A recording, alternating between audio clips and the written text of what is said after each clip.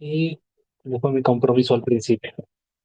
Eh, Hola, pues déjenme checar la lista de cotejo que se les envió esta semana. Esta vez sí la envié el mismo día. Tuve esa ventaja. Llegué a casa muy motivado. Entonces, además de la sesión, del video de la sesión, se proporciona el notebook que hicimos ese día. Mm, Repasamos y procedimos a hacer el análisis de la distribución de grado de una red. La distribución de grado es algo así como la huella digital de una red en muchos sentidos. Nos da mucha información, tiene mucha información contenida. Como en muchos sistemas, de hecho, es un resultado más general. Casi cualquier fenómeno tiene asociado una distribución de probabilidad, sí, una distribución de probabilidad asociada, o le podemos asociar una distribución de probabilidad, y en esa distribución de probabilidad está recogido mucho de la importancia del sistema.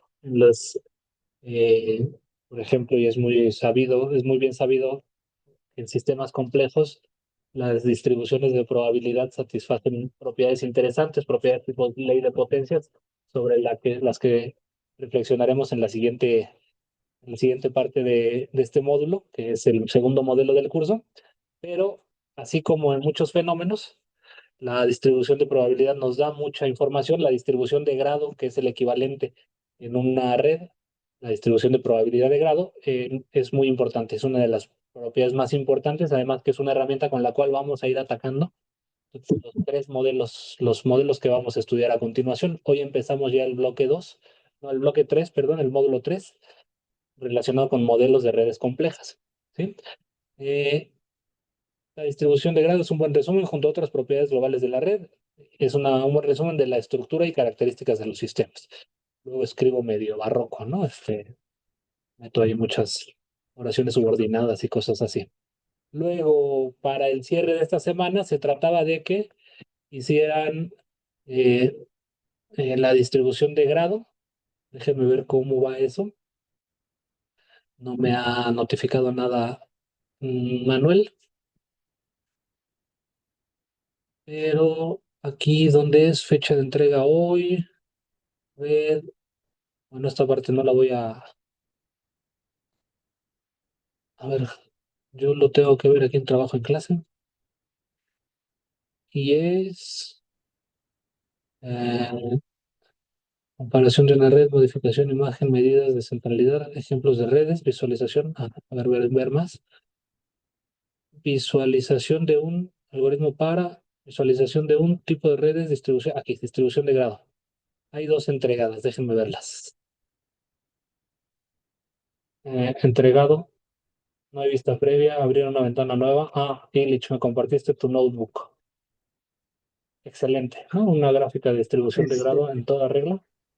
al lado también venía la imagen porque pues es que en la parte derecha Ok, decía que no había vista previa porque está en el nuevo. Ajá, justo. perfecto, perfecto. Entonces, sí, lo que esperábamos justamente, ¿no? En log, bueno, no, es un ejemplo como el que vimos ese día. Algún nodo alcanza hasta 6000, hasta grado 6000, es una red bastante grande, ¿no? Muchos nodos tienen grado uno, la mayoría.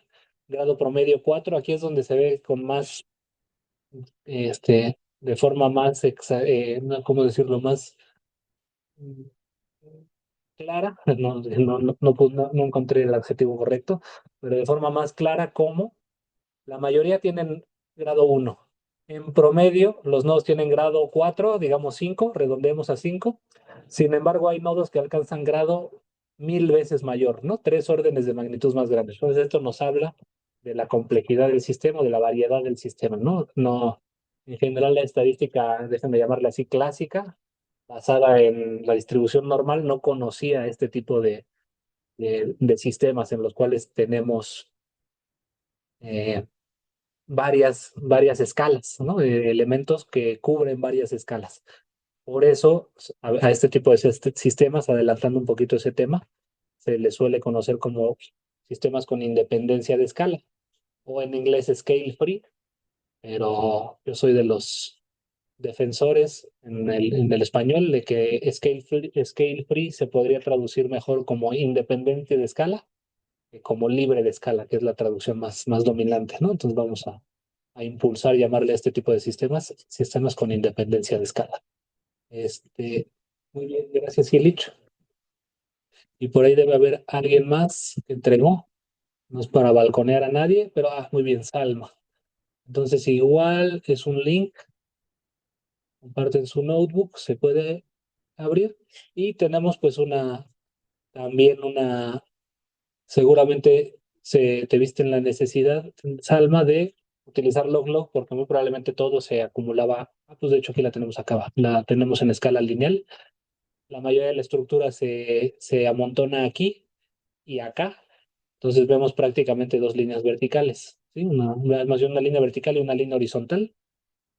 Pero si implementamos la escala logarítmica, podemos ver que hay una estructura un poco más rica, en donde tenemos una variedad de órdenes de magnitud en el grado de los nodos. Igual la mayoría tienen entre uno y 2 y luego empiezan a disminuyen de forma muy acelerada. Bueno, no, la acelerada no es la palabra, ¿sí? La disminución es muy rápida.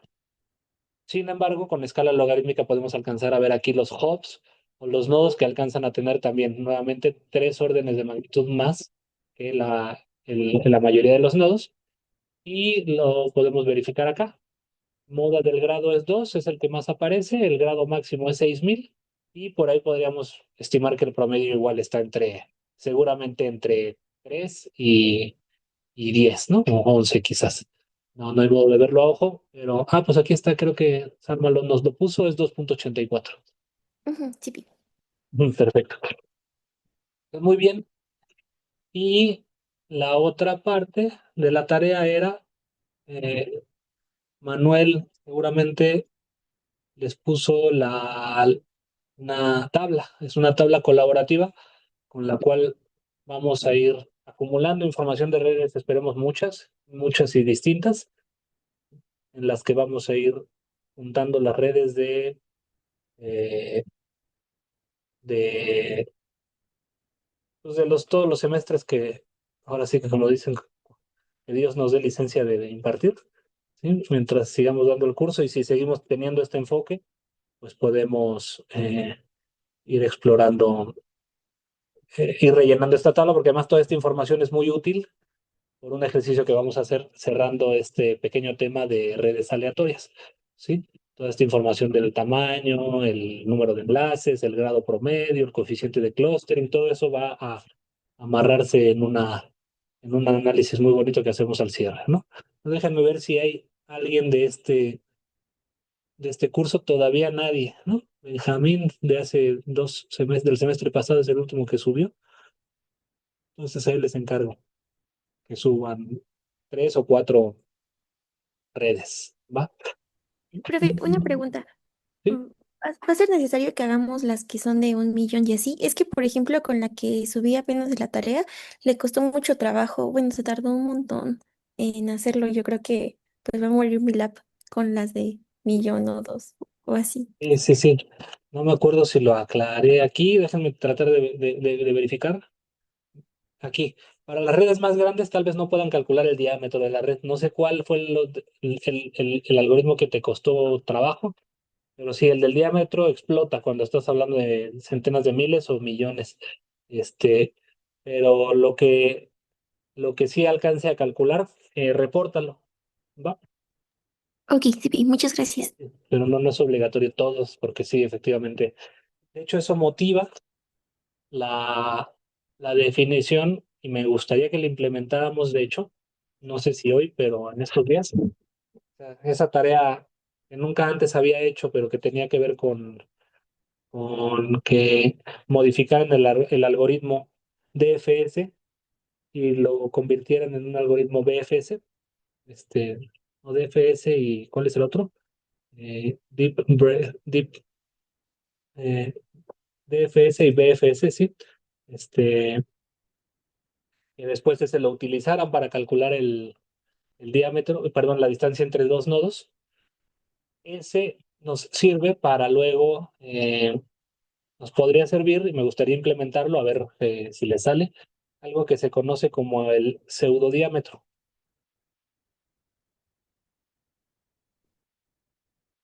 Pseudodiámetro. El pseudodiámetro en un grafo es una aproximación eficiente al verdadero valor del diámetro, definido como el más grande de los caminos más cortos de la red, o también llamada la excentricidad.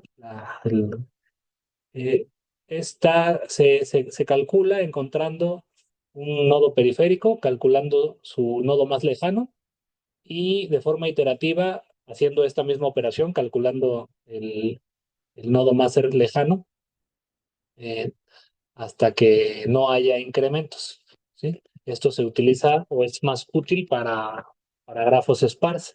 La mayoría de los grafos que estamos analizando son sparse. Hemos dicho que de la cantidad de enlaces que ocurren, hemos visto que son muy poquitos, ¿no? No, son, los que ocurren son muy poquitos respecto a los que podrían ocurrir. En GraphTool está implementado este pseudodiámetro. Me gustaría, sí, siempre les digo lo mismo, pero me gustaría sí, hacer un par de prácticas en GraphTool, porque es un poquito distinta la lógica, pero pues calcula el pseudodiámetro y aquí nos lo explica otra vez, ¿no? Es una aproximación al diámetro de un grafo. Se obtiene empezando por un vértice, su fuente, vértice fuente, y encontrando el nodo que está más lejano de él. Este proceso se repite, ¿sí? Usando al target del proceso, del primer proceso como la fuente del segundo proceso, como el vértice inicial, y termina cuando no hay un incremento significativo, bueno, no hay un incremento. Entonces, la lógica es la siguiente: en lugar de calcular todas las distancias entre todas las parejas de nodos y quedándote con el máximo, razonas así, pues te paras en un nodo cualquiera y calculas su nodo más lejano. Eso lo podemos hacer con un algoritmo como el que ustedes desarrollaron, en donde vamos agrupando los nodos, el resto de los nodos, según la distancia a este nodo inicial, ¿sí? Y entonces vamos explorando los vecinos de los vecinos de los vecinos de los vecinos, ¿sí? En un breadth first search, como decíamos. Y entonces nos quedamos con uno de los que estén más lejos, ¿sí? Cuando se cubra toda la red, el último en alcanzar. Y luego hacemos lo mismo desde ese hasta quedarnos con el más lejano y hacemos lo mismo desde ese hasta el más lejano. Y así hasta que esta distancia, la distancia entre estos dos nodos, no aumente. Y entonces, pues bueno, es muchísimo más eficiente. Los caminos se calculan con el algoritmo BFS, que también se conoce como Dijkstra, algoritmo de Dijkstra, ¿no? Si se dan pesos. Pues bueno, me gustaría ir explorando la posibilidad de que ustedes implementen ese algoritmo, como para también tener esa opción, porque no existen networks. Déjenme verificar esto. Networks, pseudo, diameter. While networks does not have a function explicitly named pseudodiameter, it provides, ya que networks, bueno, aunque networks no tiene una función llamada explícitamente pseudodiámetro, proporciona una optimización del lower bound del diámetro, de la cota inferior del diámetro, en un algoritmo que funciona como un pseudodiámetro aproximando el más largo camino más corto en un tiempo lineal. Pues miren, pueden tratar de explorar esa opción, ¿sí? Entonces,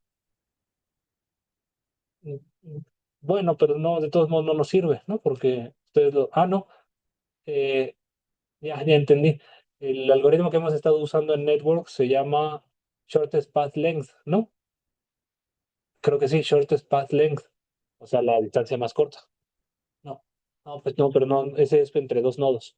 No, sí estábamos usando el diámetro, ¿no? Y dicen que es un algoritmo optimizado, pero lo dudo. Entonces, no, más bien, tendrían que implementarla ustedes. No, aunque aquí viene como dentro de uno de los módulos llamados aproximaciones, se puede importar el diámetro. Pues exploren esta posibilidad. Si se tarda demasiado, traten de implementarla a las redes más grandes, traten de implementarla con esta, con este código, con este script, ¿no? from networks algorithm approximation, import diameter, y lo usamos para eso, para calcular el diámetro. Podemos explorarlo en un ratito. Bien, pero ya me estoy distrayendo mucho. Entonces, eso, les encargo también las dos actividades de cierre del bloque 2. En la parte teórica, esta semana empezamos con el tercer bloque del curso. Para la práctica de la próxima semana es necesario que hagan, y eso es importante, que hagan la práctica introductoria del primer modelo de red compleja que veremos, que es el modelo de R2 y Renji. Entonces, lo óptimo hubiera sido que hicieran la actividad introductoria de redes aleatorias, que es este enlace. Lo repaso rápido. Para realizar la actividad necesitan seleccionar la opción de abrir una copia en Colab. Espero que eso lo tengan claro. Entonces, esto es un libro de GitHub, un Jupyter Book, creo que se llama. Entonces, aquí viene la práctica, la pueden estudiar, la pueden leer y todo. Pero si ustedes presionan aquí, pueden abrir una versión en su Colab. ¿Sí? Se los abre directamente en su cuenta, en la cuenta de Gmail que tengan activa. ¿Sí? Y ahí guardan una copia. O lo pueden descargar como un notebook interactivo de Python y lo abren en el entorno interactivo que les guste, ¿no? Entonces, es eso y hacen las actividades, ¿no? Luego, al terminar la actividad, deben contestar el cuestionario de dos Renji en el Classroom. Y aquí me equivoqué y puse dos veces el mismo punto. Cuestionario de dos Renji en el Classroom.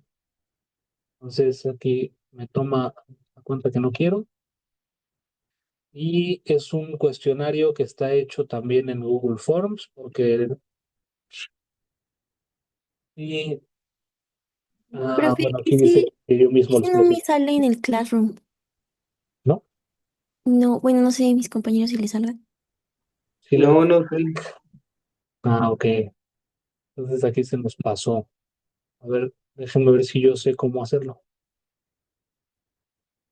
Sí. Ahorita acabo de ver el mensaje que mandaste, Diego. Ahorita vuelvo a lo de la independencia de escala. Este, a ver, entonces, si me voy a trabajo en clase,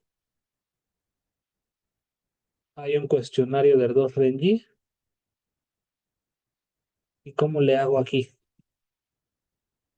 Eh, mm, En editar a lo mejor. en editar. Y aquí le tendría que poner asignar a. Ujú, sí, vi. Y aquí tendría que ponerle. ¿Por qué no aparecen ustedes? Ahí está. Entonces, ahí están todos los alumnos. Entonces, se ve que se nos pasó esto. Entonces, en cuanto puedan, háganlo, por favor. Ya, asignadas 12. Va, perfecto.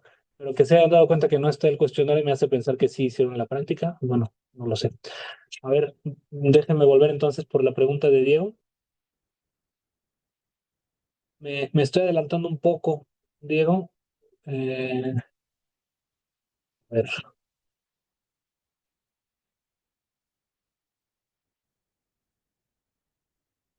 pues lo puedo ver aquí. Eh, quiero cambiar de cuenta. Aquí es donde tengo que poner en editor. No, ahí está, trabajo de los alumnos. Aquí es más cómodo. Entonces voy a abrir la imagen de Illich, si me sirve. Entonces, hay dos razones por las cuales a un sistema como este, a un sistema representado en una red como la que nos presenta Illich, que es los usuarios de Stack Overflow, ¿sí?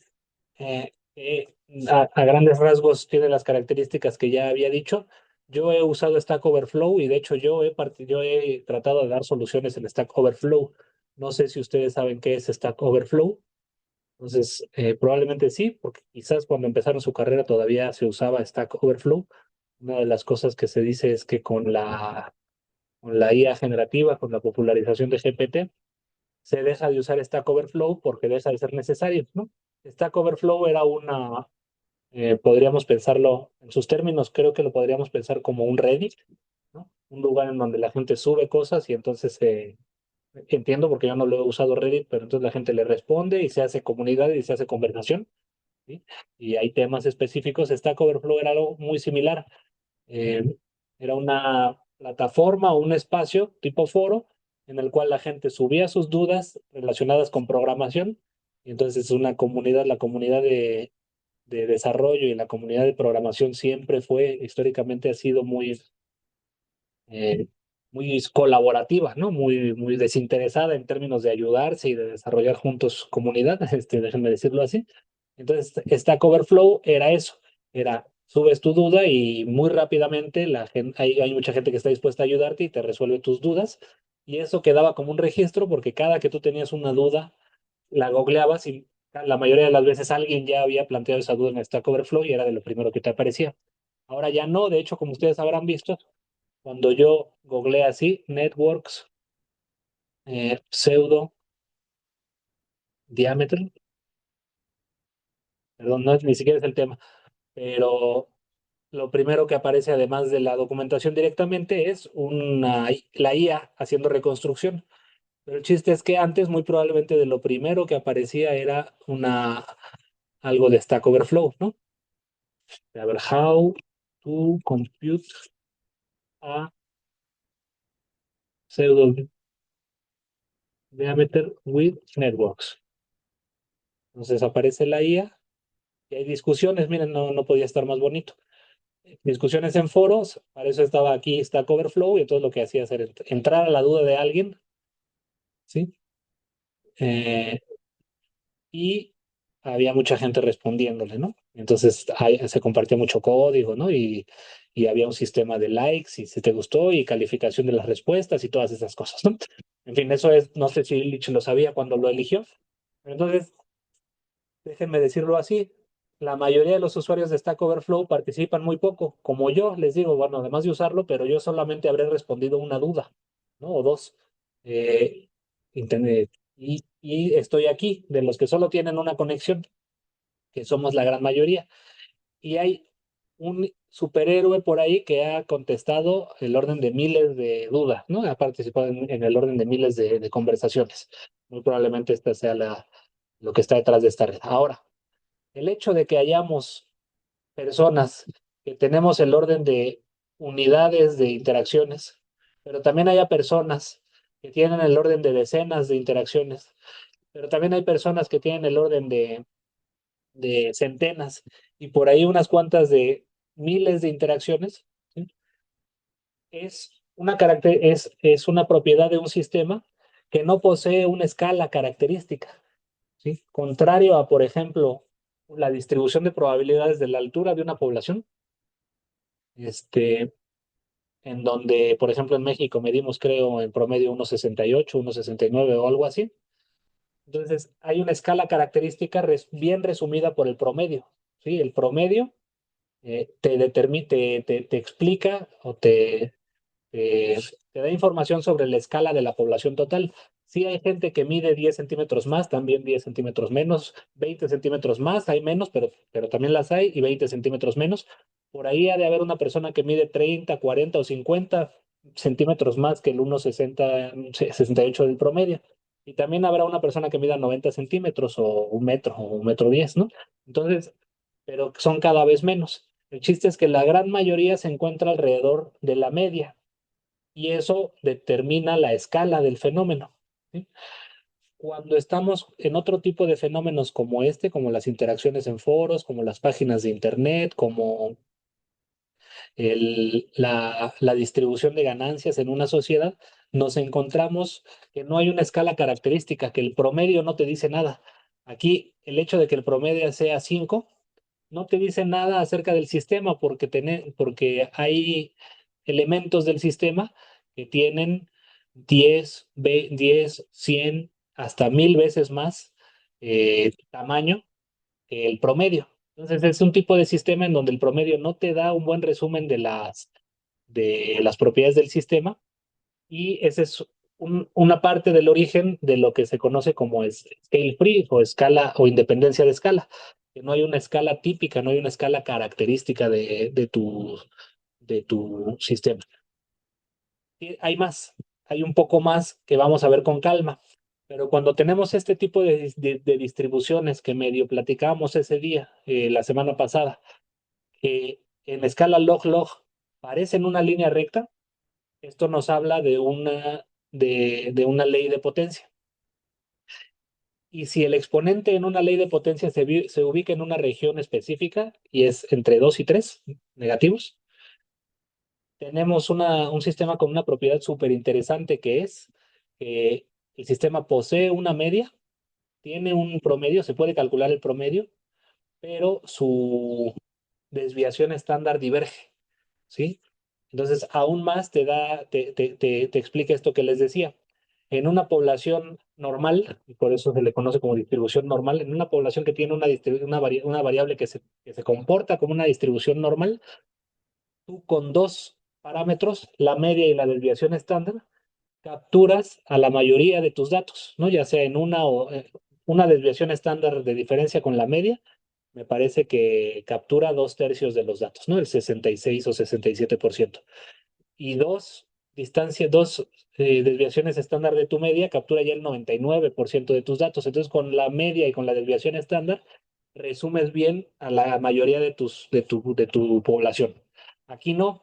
Aquí tienes una media, pero tu desviación estándar diverge. Bueno, teóricamente diverge y realmente crece muchísimo. Entonces, no tiene mucho sentido hablar de la media y la desviación estándar, y eso es la otra razón por la cual a este tipo de sistemas se les conoce como sistemas scale free o con independencia de escala. No me acuerdo si ya se los había mandado y valdría la pena que ustedes lo exploraran, ¿sí? Siempre acudo a lo mismo. Acaba de salir en Veritasium. Bueno, no acaba de salir. Hace poquito salió en Veritasium. Estos videos hubieran sido muy buenos que existieran hace algunos años, ¿sí? Pero está este. No entendiste el juego de la vida hasta ver este video. Ese, por cierto, es un matemático muy importante, uno de cuyos que desarrolló un modelo que nos interesa, ¿sí? Pero viene muy bien explicado esto. O sea, lo que acabo yo de maldecir ahorita, introduce la distribución normal. Entonces, vean este video, se los encargo mucho. Lo tendrán que ver eventualmente más adelante en el curso.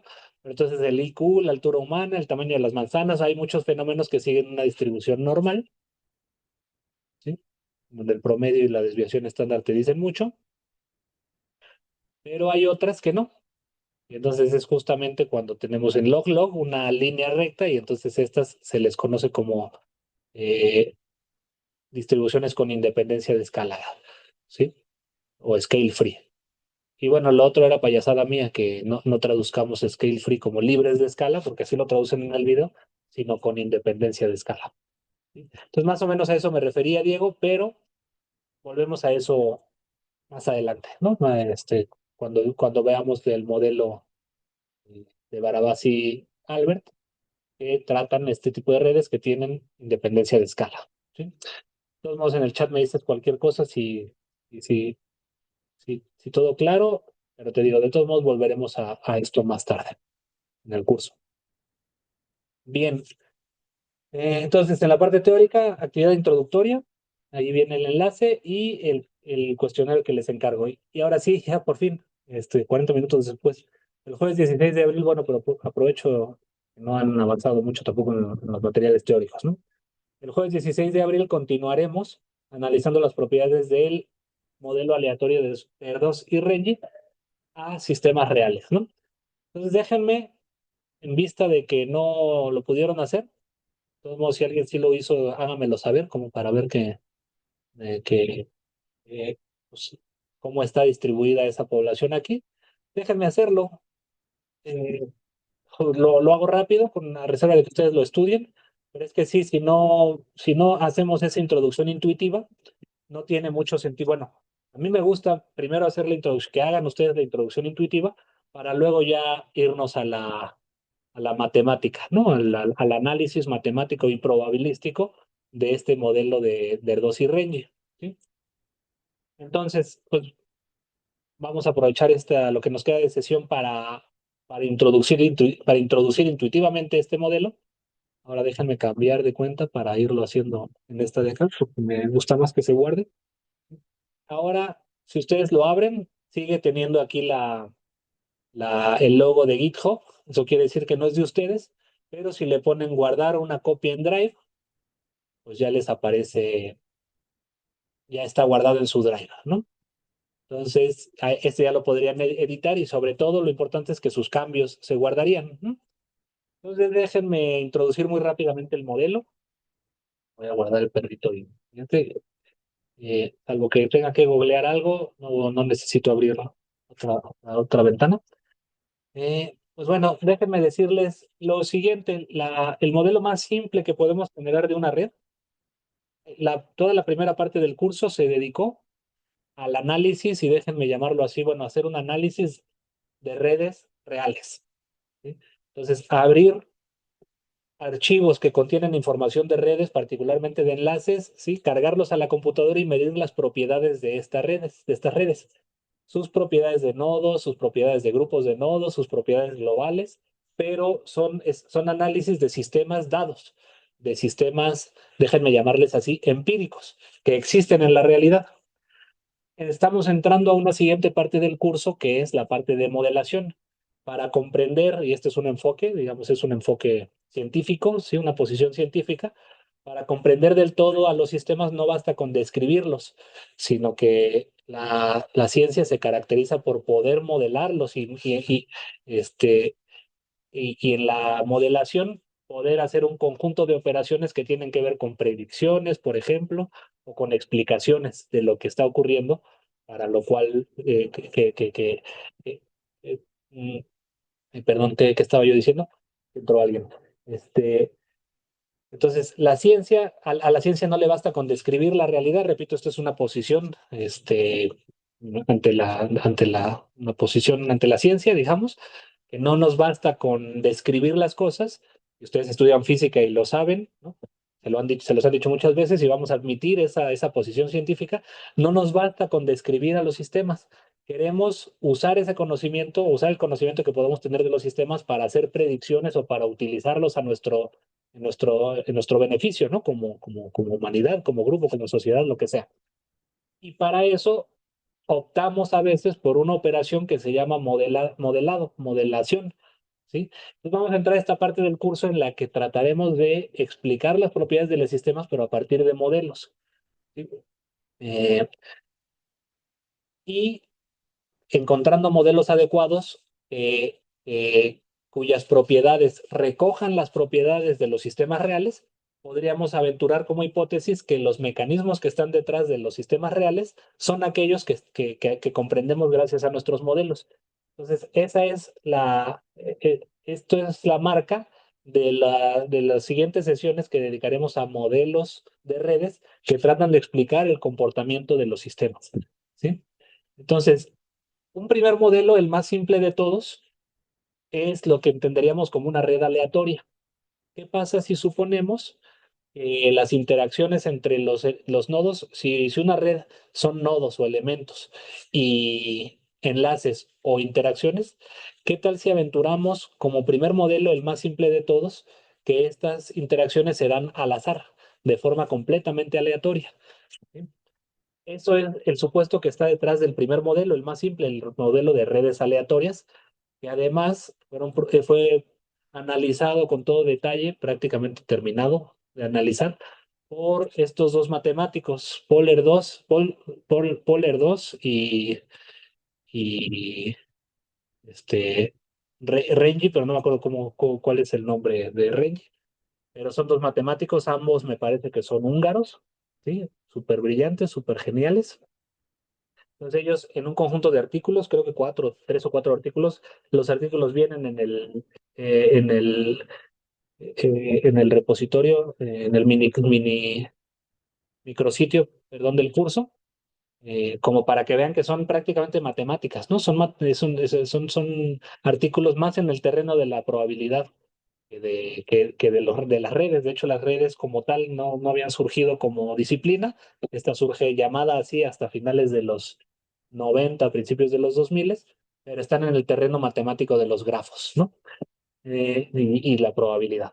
Entonces ellos hacen esa suposición, bueno, más bien vamos a analizar las propiedades que tendrían las redes si las interacciones, o los grafos, si las interacciones o las aristas se distribuyeran de forma aleatoria, se asignaran, mejor dicho, de forma completamente aleatoria. ¿Sí? Eh, bueno, pues nos vamos a concentrar en analizar las propiedades de este modelo en términos del número de enlaces, el valor esperado del grado, el coeficiente de acumulación o clustering esperado y la distribución de grado. Entonces, si se fijan, son las propiedades que analizamos o que introdujimos en la primera parte del curso. Ustedes ya saben que una característica de los sistemas o de las redes son su número de enlaces, su grado, el valor esperado, su coeficiente de acumulación o clustering y su distribución de grado sumado a su tamaño, ¿sí? Y algunas otras propiedades que nos interesará estudiar como su diámetro, ¿sí? Por eso hicimos una sección introductoria de matemáticas, de medidas y métricas de las redes, ¿no? Entonces hay dos definiciones de una red aleatoria, ¿sí? El modelo GNL, que no es el que vamos a usar, pero vale la pena que lo conozcan, en donde fijamos el tamaño del sistema y el número de enlaces que va a tener el sistema, y lo que es aleatorio es la asignación de estos enlaces, ¿no? Entonces yo fijo el número de nodos y fijo el número de enlaces como si fueran palitos, y lo que asigno de forma aleatoria son estos palitos que van a unir a dos nodos, ¿sí? Fijando entonces el número de nodos y el número de enlaces. Los enlaces se asignan de forma aleatoria entre nodos, esto es, se seleccionan aleatoriamente L parejas de entre las n por n menos 1 sobre 2 parejas posibles, ¿sí? El modelo que vamos a explorar hoy es el que se conoce como GNP, cuyo enfoque es distinto. Aquí fijamos el número de nodos que va a tener nuestro sistema y asignamos una probabilidad de enlace, de enlazamiento entre las parejas, ¿sí? La probabilidad y P es la probabilidad de que entre dos nodos haya un enlace. Entonces el mecanismo sería más o menos el siguiente. Tienen un conjunto de nodos y van tomando pareja por pareja de nodos, lanzan una moneda cargada que no sea una moneda justa, que sea una moneda cargada que con probabilidad P te dé un resultado y con probabilidad uno menos P te dé el otro. Y si sale la cara asignada a la probabilidad P, asignas el enlace. Y si sale la otra cara, no asignas el enlace, ¿sí? Entonces esa sería la otra forma de asignar aleatoriamente los enlaces, yendo pareja por pareja y asignando el enlace con una probabilidad P, ¿sí? Pues vamos a construir estas dos mm, redes, no, más bien vamos a construir el modelo mediante dos enfoques, ¿sí? Entonces vamos a hacer la definición según probabilidad de enlace. Se introduce una función llamada enlaces aleatorios que recibe como parámetros el número de nodos. En un segundo.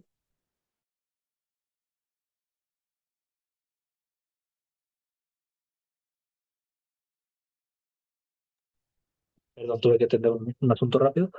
Entonces, se define una función llamada enlaces aleatorios que toma como argumentos n, el número el tamaño del sistema o el número de dos nodos, y p, la probabilidad que yo voy a asignar para la probabilidad de enlace entre dos nodos, ¿no?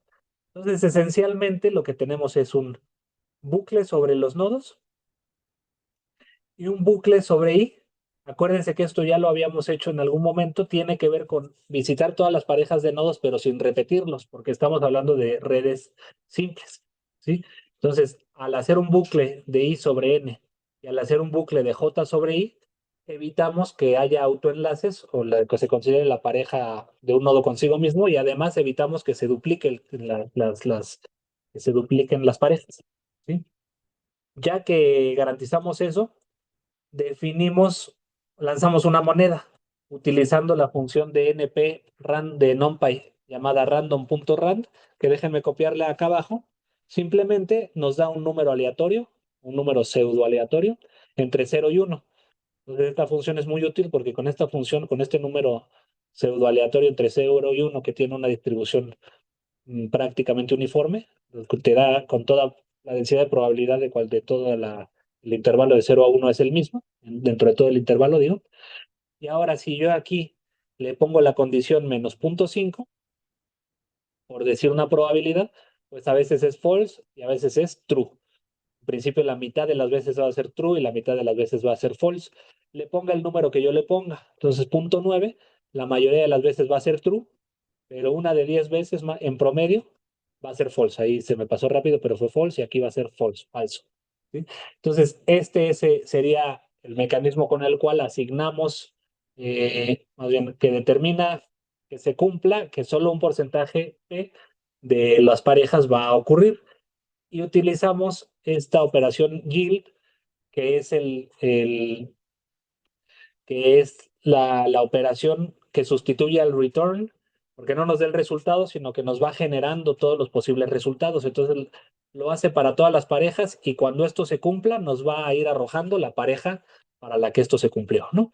Entonces, vamos a definir esta función y vamos a usarla rapidísimo para que vean de qué se trata. Es un generador, entonces nos va a decir que simplemente es un generador, pero yo voy a pedirle 10 y punto 5. Entonces son 10 nodos que se van a enlazar las parejas con una probabilidad de 0.5. Entonces me da un generador y era lo que esperábamos porque estamos usando un yield en lugar de un return. Entonces esto además tiene la ventaja de que te proporciona a estas parejas sin guardarlas y ya que las usas, más bien cuando las usas las borras. Es la ventaja que tienen los generadores. ¿Sí? Pero si yo lo convierto en una lista, podemos ver que nos da las parejas, ¿no? Entonces, 2 con 0 sí ocurrió, 2 con 1 sí ocurrió, 3 con 2 sí ocurrió, 4 con 0 y aquí nos da un conjunto de parejas. Esto es un experimento aleatorio. Cada vez que yo corra esta función me va a dar una lista distinta de enlaces, ¿sí? Entonces, es un experimento típicamente aleatorio, ¿no? En donde cada realización nos da un resultado distinto. Y lo único que hacemos después es utilizar esta función que se llama enlaces aleatorios y meterla en una función que se va a llamar red aleatoria, que tiene los mismos parámetros. Construyo la red, le agregamos los nodos a la red. Esto podría, no podría evitarse porque es la única manera en la que podemos garantizar que la red tenga tamaño n. ¿Sí? Y luego le agregamos los enlaces. ¿Cuáles enlaces? Los resultados del yield de la función enlaces aleatorios NP, ¿no? Y que nos regrese, esto sí que nos regrese para usarla, la red. Entonces, si ya definimos esta red, déjenme determinar n igual a 10 y p igual a 0.6, ¿sí? Y red aleatoria NP nos va a regresar un grafo, una red. Que si yo quisiera visualizarla, pues podemos poner aquí draw y aquí está la red, ¿no? Tiene 1, 2, 3, 4, 5, 6, 7, 8, 9, 10. Déjenme, pero si yo vuelvo a correrla, me va a dar otra red. Y si yo vuelvo a correrla, me va a dar otra red y otra red y otra red. Para garantizar que es distinta, a lo mejor podríamos pedirle que nos muestre las etiquetas, como para ver que los patrones cambian completamente, ¿no? Entonces, esto es un modelo de red aleatoria. Y el supuesto que está detrás es que cada enlace se asigna con una probabilidad dada. No hay nada en el chat. Déjame prender la luz porque ya creo que ya no me veo muy bien, ¿no?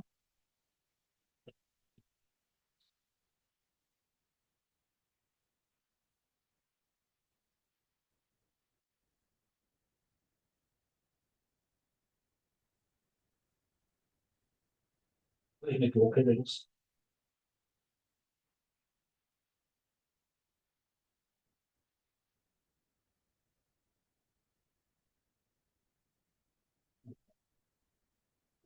Perdón, es que además mi interruptor está muy lejos. Bien, pues ya que tenemos la red, nuestra definición, pues la podemos usar y era lo que se hacía aquí a continuación, si ustedes lo hacen con calma. Podemos jugar con los parámetros. Entonces, si yo genero una red de tamaño 100, pues voy a tener un masacote, pero de lo que se trata es de explorar qué pasa si bajo la probabilidad, ¿no? Si le pongo una probabilidad no de 0.2, sino de 0.1. Pues baja la densidad claramente, ¿no? ¿Sí? Y si le pongo una densidad de 0.01, pues baja completamente la densidad, ¿no? Ahora es una red esencialmente separada, pero si le doy ahora tamaño 0.5, Ah, pues miren, ya se creó un masacote. Entonces, esta celda es únicamente para que ustedes generen intuición de cómo, si yo crezco la red,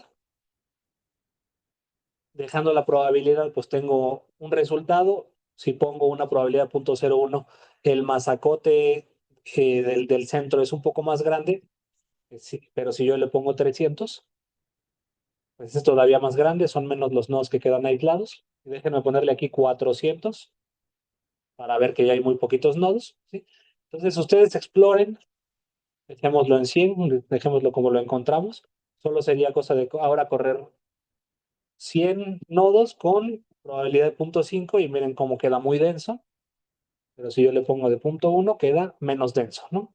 Pero si yo le pongo de 0.9 queda todavía más denso, es prácticamente ya una bola, ¿no? Entonces jueguen ustedes con esos parámetros, ¿no? En la siguiente celda pueden jugar con el número de nodos y la probabilidad. Y vayan reflexionando. Está formado por una o más componentes. Hay nodos aislados. Pueden jugar con NXDraw y sus derivados. Draw Circular, Kamada Kawaii. Ah, pues no lo había pensado, pero vamos a jugar con Draw Circular. Bueno, no lo había pensado, aunque yo diseñé esta práctica, ¿no? Draw Circular nos permite ver la densidad. 0.9 está muy encimado todo, pero 0.1 ya está menos denso. Y 0.05 ya está todavía menos denso. Y 0.01 pues está menos denso aún, ¿no?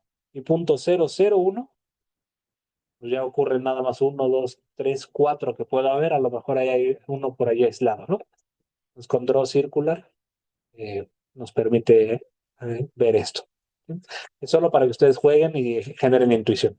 Esa es una posible definición con esta estructura de generar enlaces que, repito, es ir pareja por pareja y asignándoles los enlaces, pareja por pareja de nodos. Pero hay otra posibilidad, definirlo mediante matrices aleatorias. ¿Sí? Entonces déjenme explicar muy rápido, bueno, lo que se hace. Aquí está escrito, ustedes léanlo con calma, pero déjenme explicarlo también aquí con un poquito de calma. ¿Sí? Definimos igual los parámetros N y P, y aquí tenemos una función que ¿qué hace? La voy a poner aquí abajo. Vamos a analizarla poco a poco, voy a ir desmenuzando tantito, ¿no? Entonces, lo que está dentro de estos paréntesis es de aquí hasta acá, ¿no? Eh, y lo que está aquí afuera es esto de acá. Entonces, esta es la que nos va a interesar primero, ¿sí? Esta función que está aquí adentro, entonces déjenme ahorita la regreso a su lugar, digamos. ¿Sí? ¿Qué hace? NP, déjenme comentar esto para definir los parámetros. Ya corrí n igual a 100 y p igual a 0.1. Pues ahora sí, vamos a correr los parámetros. ¿Qué hace esto? Si le quito la condición, no tenemos otra cosa que un numpy random.rand de n por n. Y es que random.rand que usábamos ahí arriba sirve para generar números aleatorios, pero podemos usarlos no de uno en uno, sino con matrices. Entonces, si yo le pido random.rand, me da un único número. Pero si yo le pido random.rand 5, me da un arreglo de 5 números aleatorios, siempre distintos. Si yo le doy random.rand 10, me da 10, un arreglo de 10 números aleatorios. Pero si yo le pido 2, me da 2. Pero si le pido 2 por 2, me da una matriz de 2 por 2 números aleatorios. Entonces, esta cosa recibe eh, argumentos de forma. Si yo le doy 2,5, me va a dar un número, un arreglo aleatorio de 2 filas y 5 columnas, todos aleatorios. ¿Sí? De hecho, le podríamos dar más dimensión, 2.2.3, y te da un arreglo dentro de otro arreglo, ¿sí? Entonces te va a dar 3 arreglos, un arreglo de 3 arreglos, de 3 matrices, de 2 por 5, ¿no? Esa creo que sería la lógica aquí. O no, o más bien te da 2 arreglos de 5 por 3. ¿Sí? Un arreglo con arreglos adentro que tiene 5 por 3 números aleatorios. ¿Sí? Pues, en fin, recibe argumentos de forma. Al yo ponerle numpy ones, era lo que teníamos. Yo ponerle numpy ones de n cruz n, de n por n, te da un arreglo de n por n, que es la idea de una matriz de adiacencia.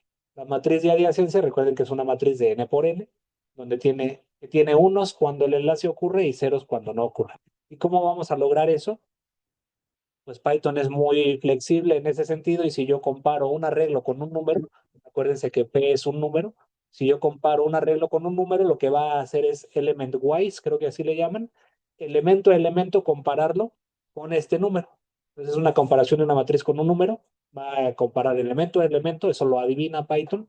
Esto no se puede hacer en general en los lenguajes de programación más serios, ¿sí? Pero va comparando número por número y lo que nos regresa es un arreglo de verdaderos y falsos. ¿Sí? mm, Verdaderos, false, false, false, false, y algunos verdaderos y muchos falsos, ¿no? Porque es una proporción bajita. Esta yo podría utilizarla, meterla dentro de un ImShow, y acuérdense que ImShow es una herramienta de Matplotlib que nos permite visualizar arreglos, ¿no? Solo para ver que, bueno, si yo le quito el menor que P, lo que nos da es muchos números que van de 0 a 1. Déjenme ponerle aquí su color bar. Y podemos ver que barre desde 0 hasta 1. Entonces los amarillitos son 1, los moraditos son más cercanos a 0, pasando por todos los verdes, ¿no? Ahora que si yo grafico la matriz de verdaderos y falsos, se convierte en una matriz de unos y ceros. 0 si es falso, 1 si es verdadero, ¿no? Entonces, esta es la lógica que está detrás de construir una matriz aleatoria, una matriz de adyacencia aleatoria, ¿sí? Pero eso no es todo. Esto solo explicaría esta parte de acá. Tenemos una matriz de verdaderos y falsos. Ahora, esta matriz no cumple con las propiedades de una matriz de adyacencia, que es que su diagonal tiene que ser igual a 0 y además, para redes simples, la matriz tiene que ser simétrica. La misma estructura que veamos arriba la tenemos que ver aquí abajo porque el elemento IJ debe ser igual al elemento JI, ¿sí? Porque no vamos a considerar la dirección de los enlaces. El enlace u ocurre o no ocurre, ¿sí? Entonces, eso es lo que se explicaría en esta otra parte del código, que es, entonces déjenme aquí, ¿sí? Déjenme quitar el imshow para seguir jugando. Lo único que yo quiero ahora es... Ah, ¿qué les había dicho que iba a regresar esto a su lugar? ¿Sí? El random.rand. Para ahora jugar con la otra mitad, ¿no? Esta mitad de acá. Aquí déjenme invertir la lógica. El argumento de esta función que se llama true, ¿sí? Es once n por n. Entonces, esa funcioncita once n por n nos da una función con puros unos. Por eso es, bueno, de hecho, si le quito el imshow, vamos a ver que es una matriz de puros unos. Entonces, igual, NumPy tiene una función que no es random.rand, sino que es once, que te regresa una estructura tipo arreglo y que admite como argumento un arreglo o una tupla o un conjunto de forma. Entonces te va a dar un arreglo de n por n, con puros unos, ¿sí? Ahora, si esto yo lo meto como argumento de esta función de NumPy, que también es para arreglos, ¿sí? Que tiene que ver con una matriz triangular y la U de op, de triangular superior. Si se fijan, lo que pasó es que en lugar de tener puros unos, ahora tenemos unos unos arriba y ceros abajo, ¿sí? Eso es lo que en principio nos va a permitir, perdón, eh, definir la aleatoriedad solo en la parte de arriba de la matriz, ¿no? Si esto yo lo meto en un NP ImShow o en un PLT ImShow, vamos a ver qué está pasando. Entonces, con su PLT color bar, tenemos que morado es 0 y 1 y amarillo es 1. ¿Sí? Entonces, esto es una matriz superior, triangular superior. Eran puros unos, pero se chutó la parte de abajo con tal de que tuviéramos una matriz triangular, porque tal vez ustedes se acuerden de álgebra lineal, que se definen las matrices triangulares como aquellas que toda la parte de abajo es 0. Ahora tiene otro argumento. porque parece que tribu recibe un argumento K, que sería, déjenme meterlo acá, que sería triangular superior a partir de dónde. Entonces no sé si vayan ustedes a ver la diferencia, pero si yo le pongo K igual a 0, que es el valor que tiene por default, ¿sí? No considera la diagonal, considera ceros abajo de la diagonal, pero si yo le pongo 1 es arriba de la diagonal en una unidad, si yo le pongo 2 es arriba de la diagonal en 2 unidades, si yo le pongo 10 es arriba de la diagonal en 10 unidades. Entonces este parámetro K es el que me permite decir a partir de dónde van a ser 0. Si yo le pongo -10, pues va a ser esta parte de aquí abajo, ¿no? Entonces este es el parámetro, otro parámetro de la función que te dice desde dónde vas a hacer los ceros. Y era igual a 1 precisamente para que la diagonal fuera 0 y toda la parte de arriba fuera 1. Y ustedes dirán, ¿esto para qué? Porque si yo multiplico una matriz con estas propiedades, que es ceros abajo, unos arriba, ¿sí? Por una matriz de ceros y unos, eh, de ceros y unos distribuidos los unos con una probabilidad P, lo que hace element-wise Python al ponerle arreglos, al multiplicando entre sí que tengan la misma dimensión, lo que va a hacer es, no va a hacer una multiplicación de matrices, ¿no? De columnas por filas y todo eso, eso no lo hace por default, lo que hace es multiplicar elemento por elemento. De modo que, repito, si yo hago toda la operación completa, fíjense qué bonito, nos va a dar una matriz que tiene unos asignados de forma aleatoria con probabilidad P, pero solo arriba de la diagonal, ¿sí? Para no generar de más, digamos. Y ya que guardamos eso como matriz A, déjenme sustituir todo para aquí meter únicamente A. Lo único que hacemos es reflejar, ¿sí? Con A transpuesta y A. Fíjense como si yo le pongo A punto T, esto es la transposición, y me da ahora la parte inferior, ¿no? Es la mismita, pero me da la parte inferior. Sin transponer, transponiendo. Y si yo sumo ambas, A transpuesta con A, pues te va a regresar una matriz con ceros y unos, simétrica, que ya cumple con las propiedades de una matriz de adyacencia, ¿sí? Entonces, esta acabamos de construir una matriz de adyacencia en toda regla, pero que satisface, que es la matriz de adyacencia de una red cuyos enlaces se asignaron de forma aleatoria. Por favor, interrúmpanme si algo no queda claro, pero pues bueno, de eso se trataba. Y lo mismo, cada que yo corra esta celda, vamos a tener una red distinta, ¿sí? Ustedes pueden ver los patrones distintos cada vez, ¿sí? Continúo, solo déjenme ver si en el chat hay cosas. ¿Por qué tomamos J en el range I? Ah, ¿crees que ya? Vamos a hacerlo rapidísimo, no perdemos. Ah, pero esto fue hace rato, creo, ¿no? Acá. Entonces, solo deja, aunque dijes que ya lo viste, no importa. Entonces vamos a meterle un n igual a 5, a 3 y un for i in range n, for j in range n, print i, j. Entonces, esto tiene la desventaja de dos cosas, que si hacemos correr el i y el j en un range n, vemos que se repite el 0, 0, se repite el 1, el 1 y se repite el 2, 2. Pero además, tomamos el 0 y 1 para cuando i vale 0 y j vale 1, pero también tomamos el 1, 0 para cuando i vale 1 y j vale 0, ¿sí? Entonces barre sobre todas las posibles parejas. Necesitaríamos evitar eso para no estar metiendo condiciones y demás. Y una forma es, y es un truco, digamos, es poner el range de j, pero que vaya solo hasta ahí. De modo que cuando i valga 0, j no va a tomar el valor 0, ¿sí? Y entonces ese ciclo se lo brinca. Cuando i valga 1, j solo puede tomar el valor 0 y ahí termina el ciclo. Cuando i valga 2, j va a tomar los valores 0 y 1. Y entonces ahí va a ir completando y podemos ver que efectivamente todas las parejas serían de 3 nodos, uno con 0, 2 con 0 y 2 con 1, sin repetir y sin hacer autoenlaces.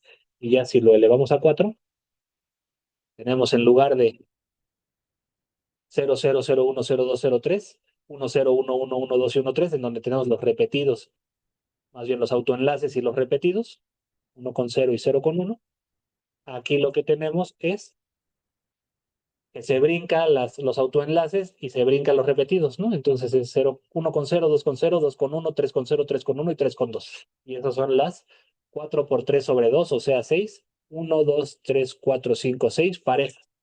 ¿Sí? Gracias, Diego. De todos modos, cualquier cosa me dicen. Y ahora aquí les pide su primer ejercicio. Utilicen el código anterior para crear la matriz de adyacencia para generar una función que tome los parámetros n y p y regrese la red aleatoria. ¿Sí? Entonces, ¿qué? Bueno, pues con la matriz de adyacencia, esencialmente sería agarrar de aquí a acá, ¿no? Bueno, sin el PLT show, sería copiar esto, si se entendió bien. Entonces aquí debes definir la matriz de adyacencia como se definió antes. Y aquí debes utilizar la función de non-networks from NumPy array, ¿sí? Para definir G. Y eso era el ejercicio, ¿no? Con esta construimos una red aleatoria, y solo vamos a verificarlo. NX draw G, a que sea una red aleatoria también, ¿no? En el punto P. Y está mal, porque dice que from NumPy array, requiere, se me olvidó ponerle la matriz de adyacencia. Ahí está. Entonces, ahí está y ahí está. Entonces, no sé, es que creo que N está, redefiní N como 4 y por eso me está dando solo 4 nodos. Esa es la desventaja de los notebooks, que son muy desordenados. Pero ya, aquí ya acabo de definir 100 y punto 1 y ahí está nuestra red aleatoria. También cada vez que yo la corra, va a ser una red con distintas características. ¿De acuerdo? Bien, breviario así interesante. Ventajas y desventajas de cada uno de los enfoques de las dos definiciones que hicimos. Esta tiene la ventaja de que no guarda nada en la memoria, ¿no?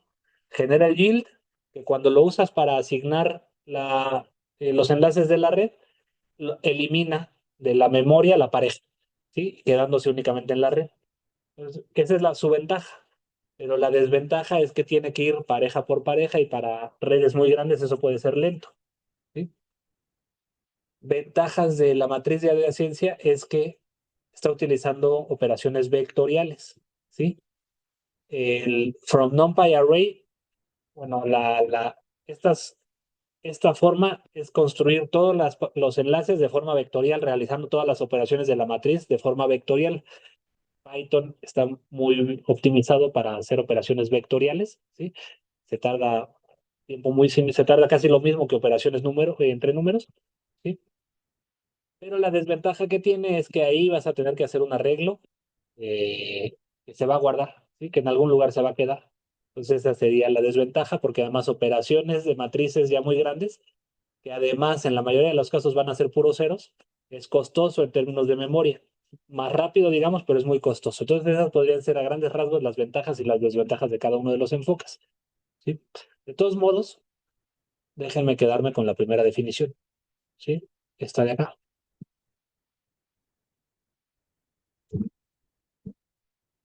La voy a correr en esta parte del código en la cual vamos a empezar a hacer análisis ya este, del modelo.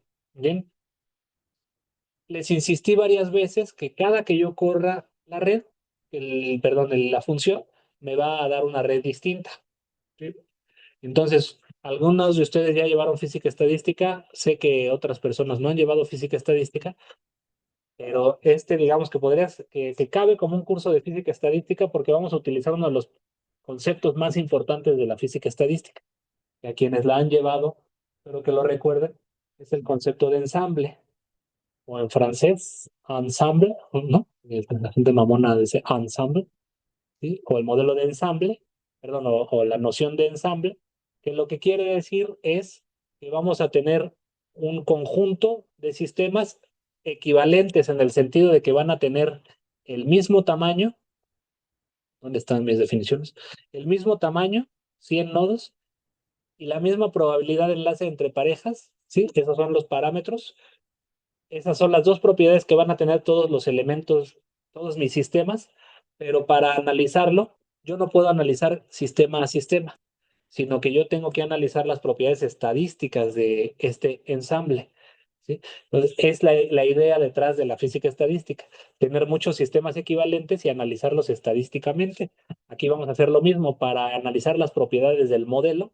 Vamos a usar el modelo para construir muchas redes y vamos a analizar las propiedades estadísticas de el conjunto o del ensamble.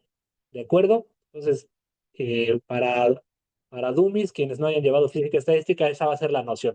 La imposibilidad de analizar el modelo en términos de una sola realización, porque al final tiene propiedades concretas, y yo quiero analizar las propiedades generales del modelo y lo vamos a hacer mediante una aproximación frecuentista y estadística, porque lo que vamos a hacer es eh, tomar un ensamble lo más grande posible y entonces analizar las propiedades de todas las redes y hacer estadística de todos los sistemas o de todas las redes o de todas las realizaciones y hacer estadística sobre todas. ¿De acuerdo?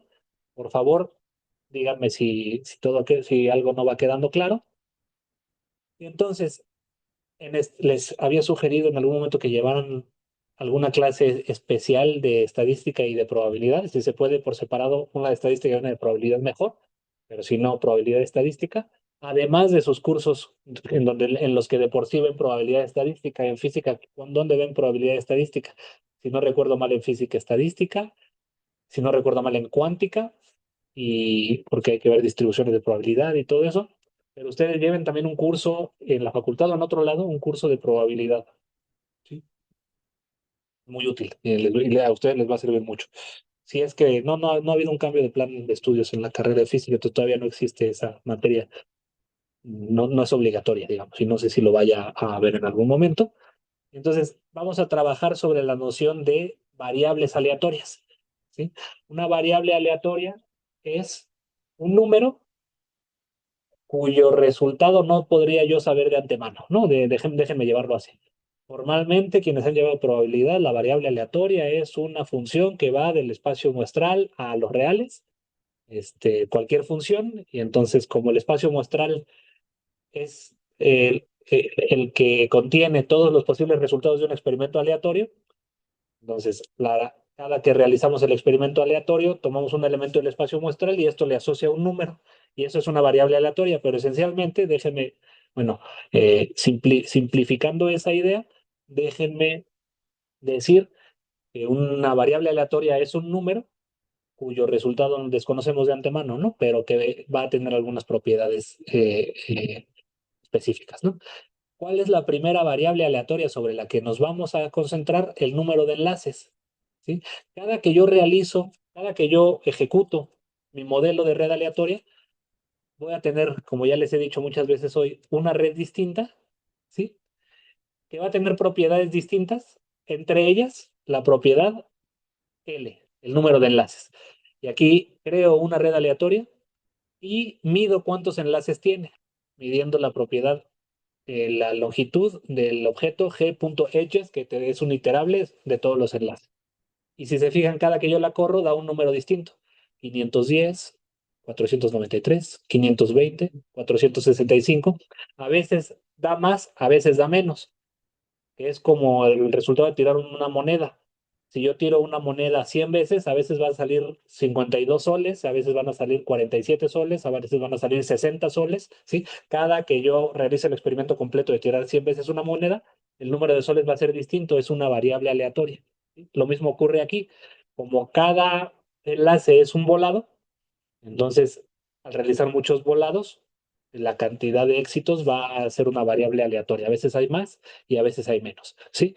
Llegamos hasta 511 a veces, 489, 493. Vamos a ver qué tan alto podemos llegar. 520, bastante alto, ¿sí? 507, ahí. En fin, es una variable aleatoria. Cada realización va a tener un número de enlaces distintos. Pues vamos a analizar el número de enlaces con esta noción de estadística que es el valor esperado. ¿Qué es el valor esperado? Lo podemos reducir al promedio. ¿Sí? Lo haces muchas veces y sacas el promedio y eso ya, como decíamos al principio de la clase, ese ya es un buen resumen de tu variable aleatoria, ¿no? Pues vamos a hacerlo. Ejercicio 2. Mediante un for genera muchas realizaciones o corridas y guarda el número de enlaces en cada una de cada una en una lista. Mediante la función de NumPy n.min, que es el promedio, vamos a obtener el valor esperado o el promedio de todas las corridas, es decir, el valor esperado del número de enlaces. Va, entonces definimos 10, lo pueden ir haciendo al mismo tiempo, perdón, 100 100 nodos, probabilidad de enlace 0.1. Vamos a hacer por lo pronto 50 corridas, no vaya a tardar demasiado. Se define una lista vacía. Esta línea define una lista sin elementos en la que se irán agregando los valores de L. Recordamos que aquí, bueno, nos pide definir la red. La siguiente celda genera una red aleatoria con los parámetros indicados. Ah, pues si n es 100 y p es 0.1, pues generamos una red aleatoria con n y p. Ahora calcula el número de enlaces de la red generada. Lo acabamos de ver, es la longitud de el objeto g.edges, que es la lista de los enlaces. Aquí terminan los campos a rellenar.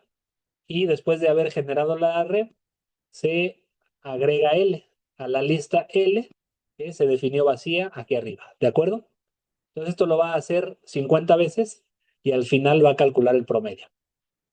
Y yo corro y me dice que el promedio es 492. Lo vuelvo a correr y me dio ligeramente menor, pero si se dan cuenta ahorita las fluctuaciones ya son menores, ¿no? 494, 486, y van a ser cada vez menores mientras yo haga un ensamble cada vez más grande, ¿no? Porque por la ley de los grandes números, ¿sí? Mientras tengamos más realizaciones, los promedios van a ir tendiendo a un valor, siempre que se cumplan otras características que ahorita sobre las cuales no voy a entrar, pero es que no tengamos una distribución tipo ley de potencias. Cierro paréntesis. Entonces, si se fijan ahora que lo hice 100 veces, ya eh, oscila alrededor de 494, 494.7. Ahorita hubo una fluctuación estadística, pero si se fijan, pues va a girar en torno, oscilar en torno a esos valores, ¿no? Vamos a hacerlo todavía más grande, para 500 veces. Ya tardó un poquito más y fue 495.85. Y si lo vuelvo a correr, 495.47. Si lo vuelvo a correr, 494. Sigue habiendo oscilaciones, pero ya cada vez son más pequeñitas, ¿sí? Puedes encontrar una expresión del valor esperado de L que relacione a N y a P. Redondea al valor esperado para muchas corridas, digamos 1000. Pues yo no me iba a animar, pero mi yo del pasado dice que sí se puede hacer para 1000, aunque tarde un poco más. Y fue 492. A ver, lo voy a volver a correr. 495, pues como que todavía no se ve una tendencia, ¿no? La cosa es que lo corran en la cantidad suficiente de veces y traten de obtener ese valor esperado, pero en términos de N y P. A ver qué tal si lo intentamos. No hay participaciones en el chat.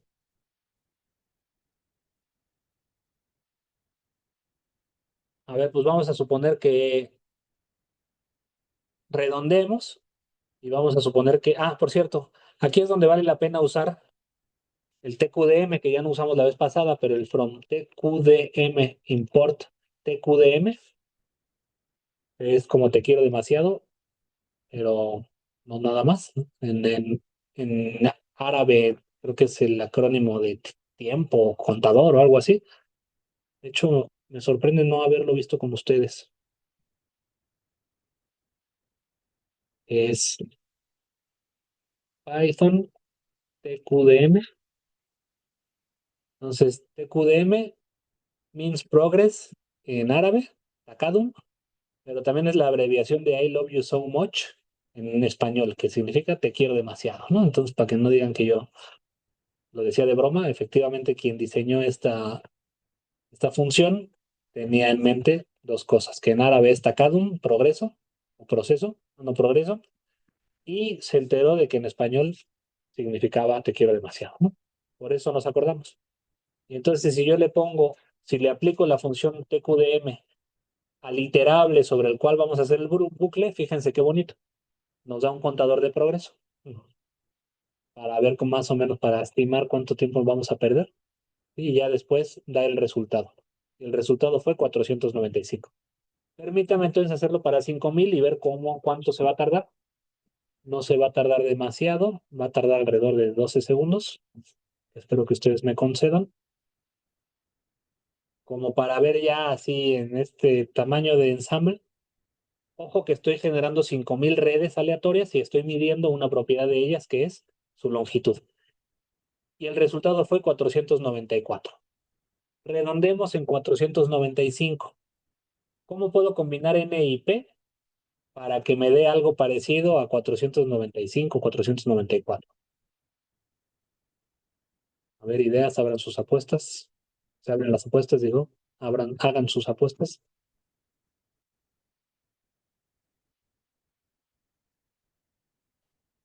Ah, si alguien dijo algo, no. Bueno, pues piénsenlo y hagan el cuestionario, ¿no? Ahora, distribución de probabilidad de la L. Ay, sí, y alguien se sale. No sé quién fue, esperemos que haya sido un problema de internet.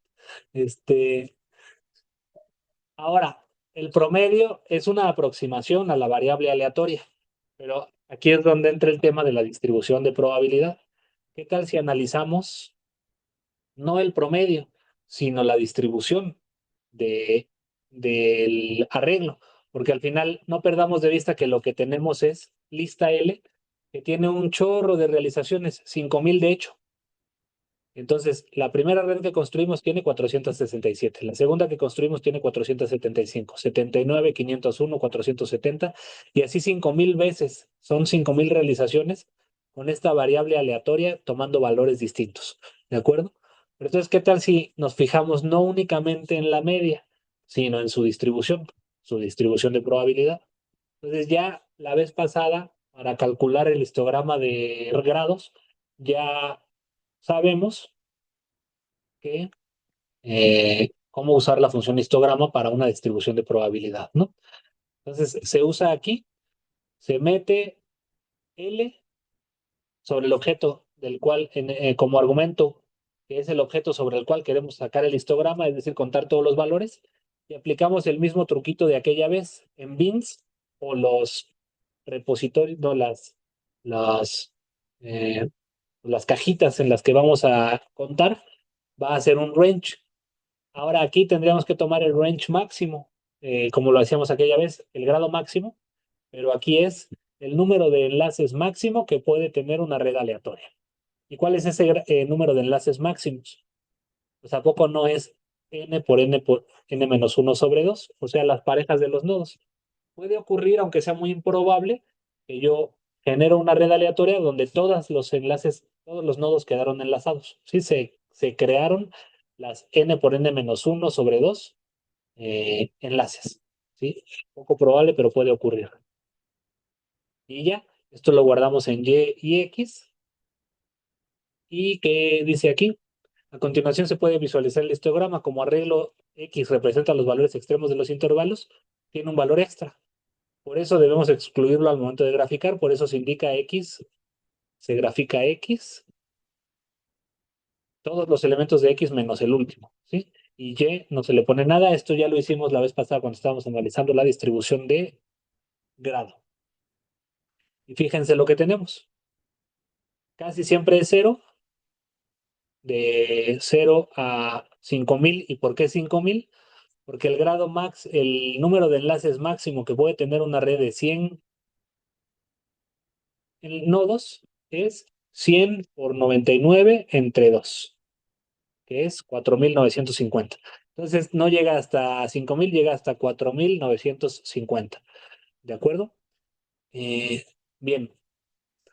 Y si quieren explorar un poco más, para acotar tu gráfica podemos utilizar PLXlim, ¿sí? Simplemente indicando los límites mínimo y máximo de que queremos que tenga nuestra gráfica. No sé si ya lo habíamos dicho, a lo mejor valía la pena decirlo al principio, no me acuerdo si lo dije, es que podemos comentar y descomentar de forma sencilla varias líneas al mismo tiempo si las selecciono todas y presiono control diagonal. No se los puedo indicar con la cámara, pero control diagonal comenta y descomenta bloques completos, ¿no? Entonces déjenme hacer un zoom, déjenme ir de 0 a 1000 para ver cómo luce ahí alrededor de cómo luce la distribución de 0 a 1000 alrededor del pico, ¿sí? Pues fíjense cómo haciendo un zoom entre 0 y 1000 podemos ver que ya se ve un poco de estructura, ¿no? Voy a hacer otro zoom de 4000 a 600. Digo, de 400 a 600, perdón. De 400 a 600. Y entonces, fíjense cómo ya tenemos algo que luce como una distribución, probablemente sea una distribución normal o algo así. Bueno, no puede ser normal porque eh, es una variable discreta, ¿sí? La distribución normal es en una, se, se aplica sobre una variable aleatoria continua, caracteriza una variable aleatoria continua, pero aquí tenemos una variable discreta, entonces tenemos alguna primita de la normal porque se parece mucho, ¿de acuerdo? Eh, pues bueno, ¿qué tal si, bueno, ¿cuál era la instrucción? Aquí. Como podrás ver, los valores de L están muy concentrados. Mediante la asignación de valores X mínimo y X máximo, puedes utilizar la instrucción PLXLim para acotar tu gráfica. Debes descomentar esas líneas. Ok. Entonces, aprovechando esto, ¿les suena esto de las parejas? O sea, el promedio nos está dando algo alrededor de, voy a comentar este para no verlo. El promedio nos está dando algo alrededor de 494.5. ¿Sí? ¿Y ustedes ven algo aquí relacionado? Acuérdense que N es 100 y P es punto 1. Entonces, 100 por 99 sobre 2 es 494.950. ¿Cómo se podrá relacionar este número con este para que nos dé más o menos el centro de la distribución? Ya más pistas no les puedo dar, ¿no?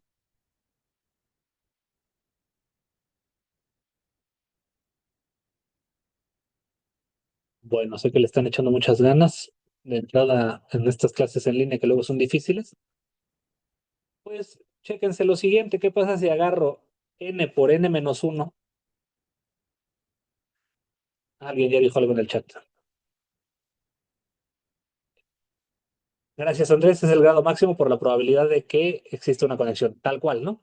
Entonces, n por n-1 sobre 2, que me da este numerito, y lo multiplico por p, y esperaríamos que el grado promedio fuera 495, al menos eso es lo que la intuición o la intuición de Andrés dice, ¿va? Entonces, sí, efectivamente oscila alrededor de 495 por esa razón, y esta curvita está centrada probablemente en 495, que está como por aquí. ¿Va? Aunque aquí podemos ver cómo hay una fluctuación estadística típica de este tipo de fenómenos aleatorios, ¿va? Entonces ya acabamos de, este es el primer ejemplo de cómo podemos analizar la propiedad de un ensamble o del modelo, construyendo un ensamble y viendo la distribución de la variable. Pues hay redes que tuvieron poquitos enlaces, 425, hay redes que tuvieron muchos enlaces, arriba de 550, pero la gran mayoría se ubica alrededor del promedio que parece ser 495. ¿Va? Muy bien, sigamos adelante. Todavía creo que voy bien en tiempo. Ya que tienes el valor esperado del número de enlaces, se puede calcular el valor esperado. Y de su desviación estándar podemos sacar algo, pues vamos a intentarlo. Entonces, ya tenemos lista L. Y de lista L podemos sacar la desviación estándar que viene como función de NumPy como std. Y su desviación estándar es 20. ¿Sí? Entonces, ¿qué habíamos dicho? A ver, vamos a, ya que existió la pregunta, vamos a visualizar aquí mismo eh, algunos elementos. Primero, ¿cuál es el máximo de Y? Y.max es 110, o sea, llega hasta aquí. Vamos a usar este Y max para hacer una línea vertical. Una línea vertical, plot, que vaya de vamos a llamarle, utilizando los términos usuales, a este vamos a llamarle sigma, a la desviación estándar, y vamos a llamarle mu a la media de lista L. Entonces vamos a visualizar la media en esta gráfica de aquí. ¿Cómo le podemos hacer? Pedirle que haga una línea que vaya de los valores en X mu, y que vaya de los valores en Y, 0 a Y max. ¿Sí? Acuérdense que plot recibe arreglos del mismo tamaño y entonces te da primero las dos X. Entonces la X va a permanecer constante en mu y la Y va a ir de 0 a Y max. Entonces obtenemos una línea recta en donde estaría ubicada la media, ¿no? Vamos a pimpearla tantito, que sea una línea punteada, roja, ¿sí? Entonces ahí debería estar la media. ¿Qué tal si ahora dibujamos otra línea recta que vaya, que sea horizontal esta vez? ¿Sí? Entonces, que vaya de mu menos sigma a mu más sigma, que sea horizontal, y entonces en la Y vamos a tener Y máxima y Y máxima. ¿Sí? Entonces esto va a ser una línea horizontal aquí arriba,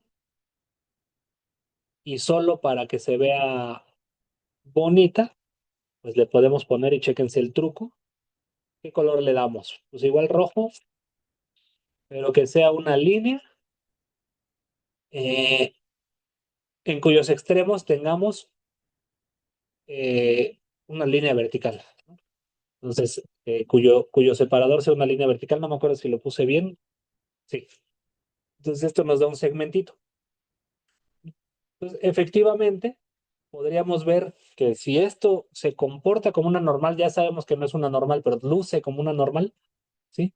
Sabemos que de menos la sigma hasta más sigma están la mayoría de los resultados, entendiendo la mayoría como como tres medios, perdón, como dos tercios del total, ¿no? Pues como dos tercios de las redes cayeron alrededor de sigma, perdón, alrededor de mu, más midiendo sigma. Y ya si le ponemos dos veces sigma, que es, ahorita vemos el diagramita, pues aquí estarían cayendo el 95, no me acuerdo cuánto, a ver, vamos a ver. Normal distributions. Y entonces estos son los diagramitas típicos, ¿no?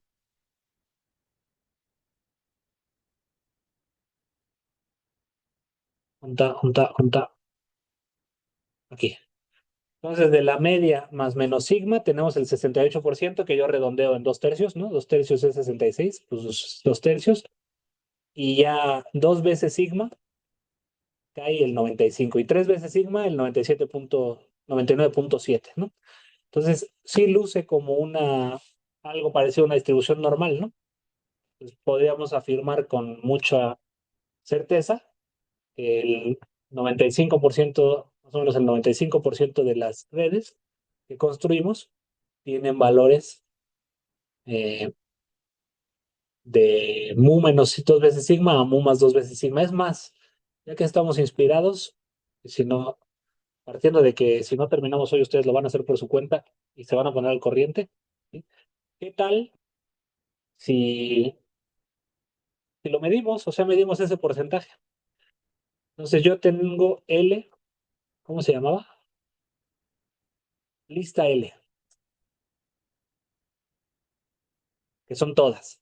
Vamos a convertirlo en un arreglo. Entonces esto ya es un arreglo, perdón. Esto ya es un arreglo. Entonces tenemos las propiedades de los arreglos. Sobre las que yo puedo aplicar, y déjenme ver si se puede así. Bueno, no estoy seguro, pero vamos a definir, eh, a ver cuántas veces, más bien cuántos de estos valores ubicados en L, en lista L, son menores que mu menos 2 veces sigma. Eso lo podemos hacer directo, los arreglos lo admiten. Son menores a, más bien no, lo que quiero ver es cuándo son mayores. Cuándo son mayores que mu más 2 veces sigma. ¿Sí? Mu más 2 veces sigma. Y esto me va a dar un arreglo de verdaderos y falsos, porque elemento a elemento va a compararlo con esto. ¿Sí? Esto, para que no haya ambigüedad, lo voy a poner entre paréntesis y lo voy a sumar. Entonces, Python es para gente perezosa como yo, en donde yo puedo sumar booleanos, lo cual podría no tener mucho sentido, pero es que toma los falsos como cero y los verdaderos como uno, y si los sumas, pues cuenta cuántos verdaderos hay, ¿no?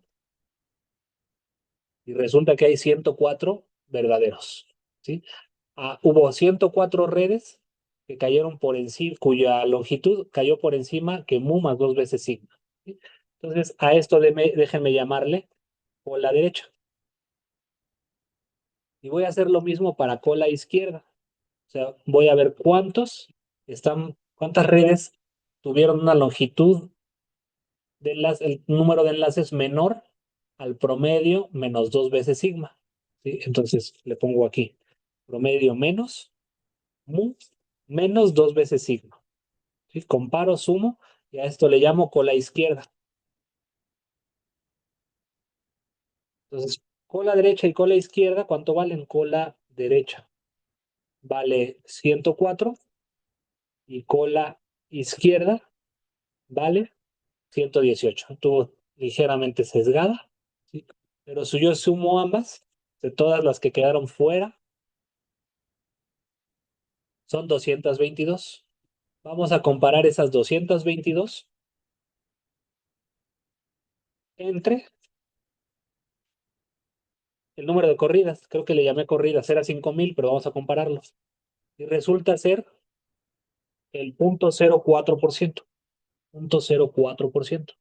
Multipliquémoslo por 100 para sacar el porcentaje y fue 4.44. Si fuera una normal hubieran sido este 5, 5%. Entonces fue un poquito menos del 5%, lo cual nos hace pensar que esto sí se parece bastante a una normal, pero no puede ser normal, repito, porque es una discreta.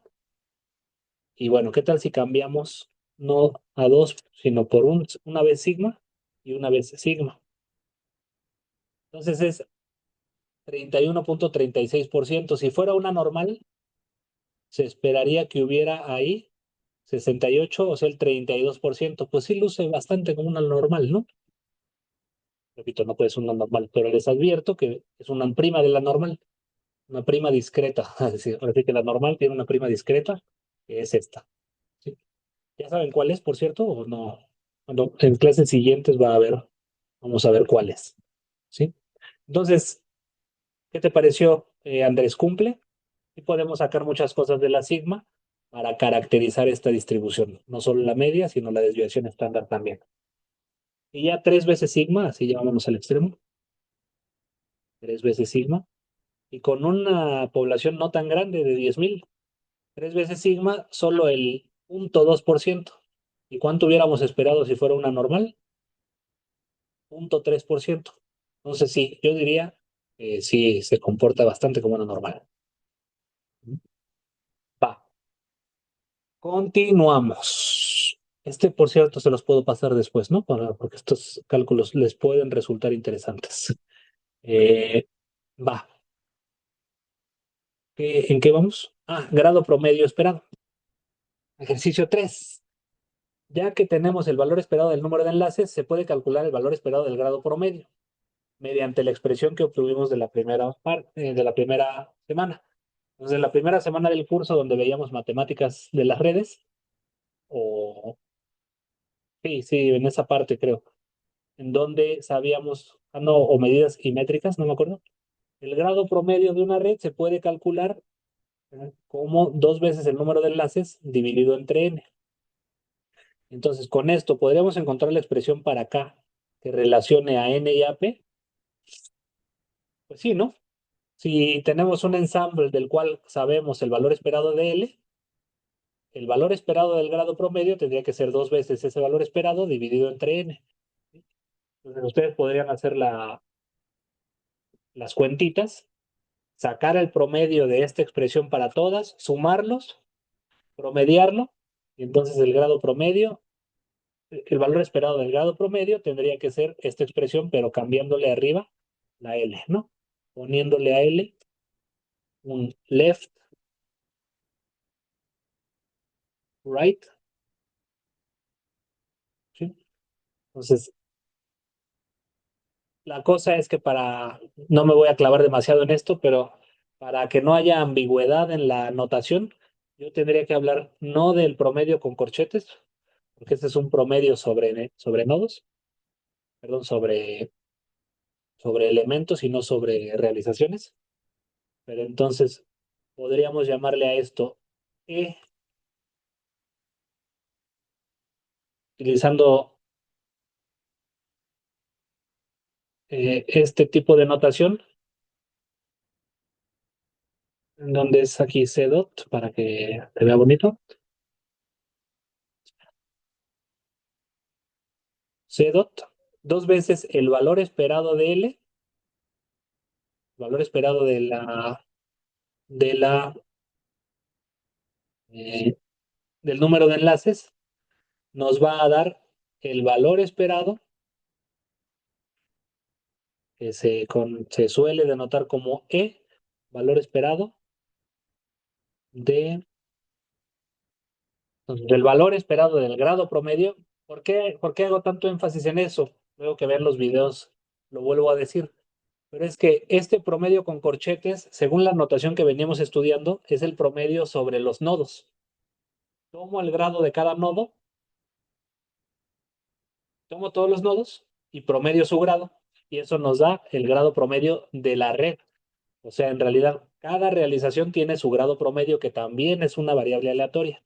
Pero si yo quiero hacerlo sobre el ensamble, ¿sí? Sobre el ensemble, tendría que sacar el valor esperado y denotarlo de una forma distinta. Por eso lo denotamos como E, valor esperado de la variable aleatoria L, y el valor esperado, que es una propiedad de cada realización de cada red, y el valor esperado del grado promedio sobre los nodos, su promedio sobre el ensamble es el valor esperado con E.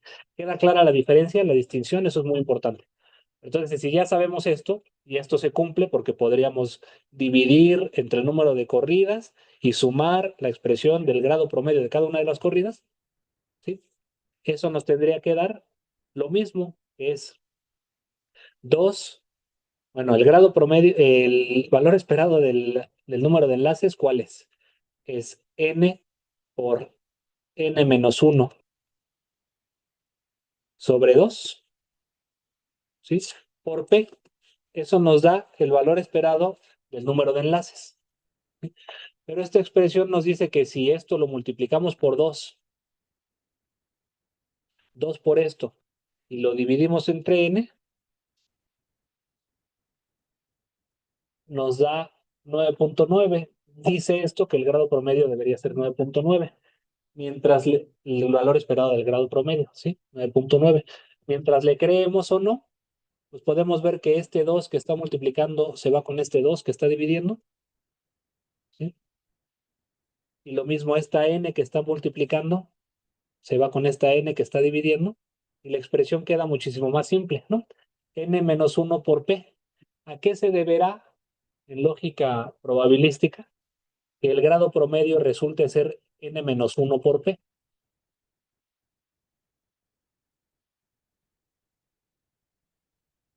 Bueno, también lo piensan.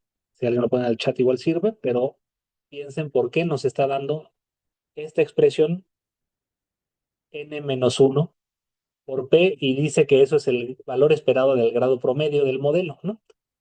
Bien. Eh, Coeficiente de acumulación promedio o clustering, ejercicio 4.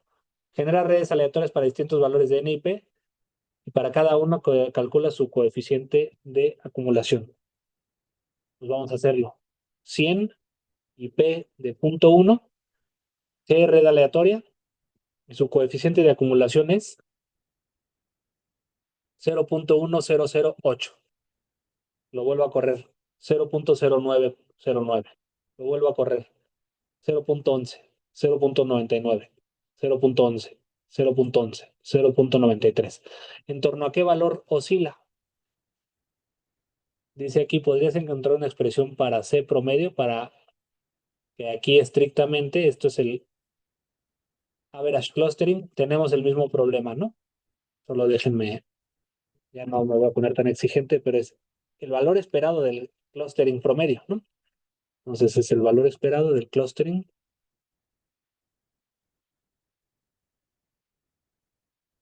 promedio, ¿no? O coeficiente de acumulación promedio, pero sobre el ensamble. En realidad nadie, de hecho esto es muy picky también. En ningún libro creo que hacen esta distinción. Si ustedes leen el Barabasi no le importa, pero bueno, ustedes son físicos y físicas de la Facultad de Ciencias, pues tienen que hablar con un poco más de rigor. Bien, pues voy a aumentar la P a 0.5. ¿Y en torno a qué valores oscila el coeficiente de acumulación o el coeficiente de agrupamiento? En torno a 5, ¿a poco no, no? Y ahora voy a darle un valor de 9. El coeficiente de acumulación o el coeficiente de agrupamiento oscila en torno a 9. Pues pareciera que la expresión para el clustering promedio de una red aleatoria se asocia. Ah, bueno, de hecho, aquí la regué. Ustedes analícenlo con calma, pero aquí no va el valor esperado porque lo estoy haciendo sobre una sola realización, ¿no? Entonces, efectivamente, sí es el clustering promedio. ¿Sí? Genero una red, le saco el clustering promedio y resulta coincidir con quién, con la P. Pues a ustedes les tocará ver por qué. ¿Y qué tal si le pongo 1000 nodos? Bueno, a nuestro algoritmo ya le cuesta un poquito más porque tiene que visitar 1000 al cuadrado sobre 2, o sea, medio millón de enlaces.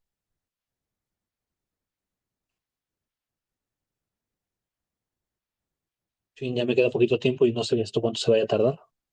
Bueno, lo voy a interrumpir. Si le damos 500, bueno, para 100 es rápido. Y resulta que es coeficiente de acumulación oscila en torno a P. Pero si le doy 200, H sigue oscilando en torno a P. Si le doy 300, parece que sigue oscilando en torno a P. Pareciera que el coeficiente de agrupamiento, de acumulación o el clustering de una red aleatoria de dos range es simplemente P y a ustedes les tocará descubrir por qué. Finalmente, y con esto quiero acabar, realizaremos un análisis de la distribución de grado en redes. Para ello, mediante un bucle-flor, generaremos redes aleatorias y obtendremos para cada una el histograma de grados. Cada histograma lo agregaremos a un histograma acumulado sobre todas las corridas, con el que podremos obtener el promedio de la distribución de grado para todas las corridas. Algunas observaciones, esto quizás lo tengan que estudiar con calma ustedes. Entonces vamos a darle n igual a 100, p igual a 0.1 porque me gusta. Vamos a dar 100 corridas, esto implica que haremos 100 redes, ¿sí? Por ahí vamos a generar una Y grandota que van a ser puros ceros inicialmente, ¿sí?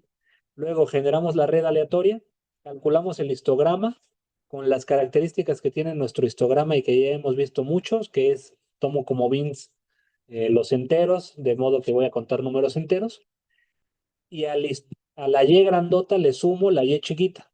La Y me da las cuentas de cada una de las redes y eso lo voy agregando sobre la Y grandota, que originalmente eran puros ceros, y al final todos los valores de Y lo divido entre corridas y esto me va a dar un promedio de la distribución de grado,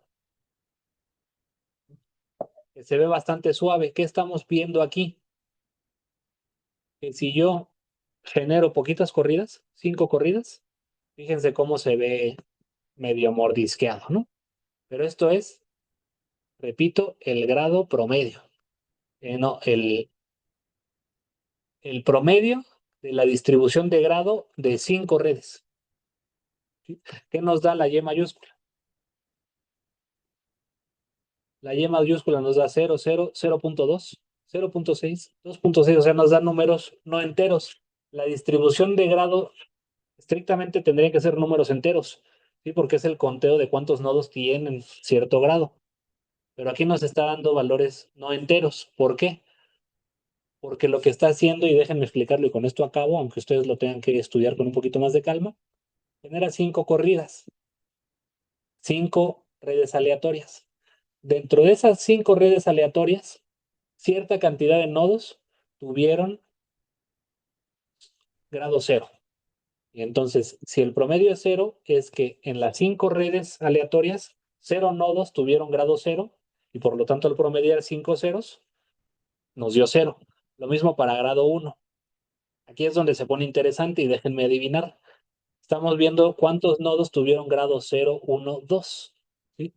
Y dice punto 2. Muy probablemente de las 5 redes aleatorias que generamos, yo definí que iban a ser 5 redes o 5 corridas, ¿sí?